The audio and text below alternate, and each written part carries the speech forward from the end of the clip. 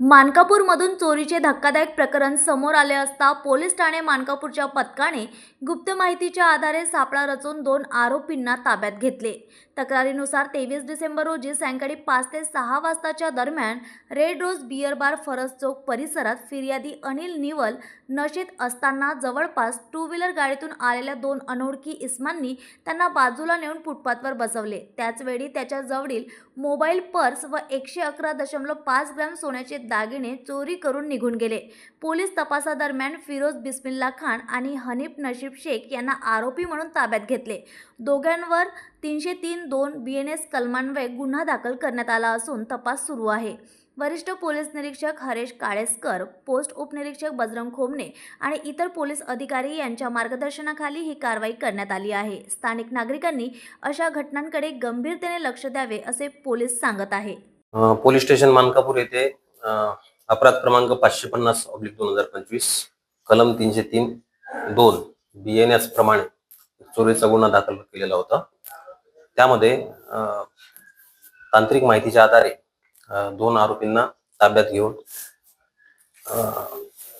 अटक केलेली आहे. यामध्ये एकूण 75,200 रुपयाचा मुद्देमाल चोरीला गेला होता. फिर्यादीच्या रिपोर्टवरून गुन्हा दाखल करण्यात आला होता.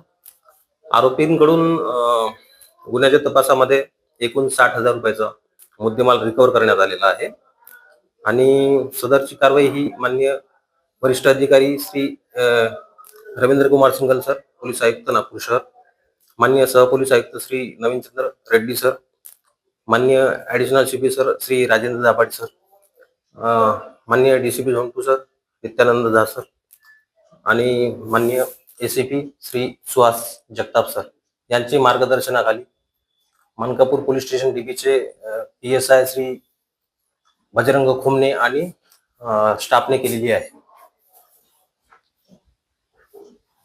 पूर्ण गुन्ह्याची पार्श्वभूमी काय आहे आणि काय त्याचं मोडस आहे याच्या मागचं काय सांगाल? फिर्यादी हे रेड रोज बियर बार येथे गेले असताना त्यांची ते टू व्हीलर वाहन काढत होते आणि त्यांचा तोल जाऊन ते पडत असताना 2 अनोळखी इसम तिथे आले आणि त्यांना तिथे फुटपाथवर त्यांनी बसवलं.